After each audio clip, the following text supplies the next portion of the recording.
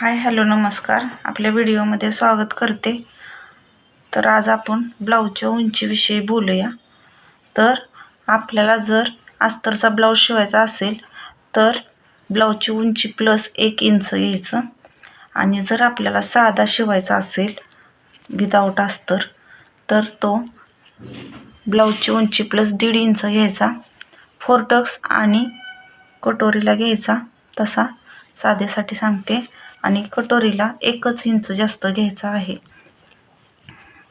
तर अशा प्रकारे जर तुम्ही घेतली तर शिवल्यानंतर तुम्हाला व्यवस्थित जे तुम्हाला पाहिजे माप, जे मापानुसार ब्लाऊज आहे ते माप मिळून जातं शिवल्यानंतर.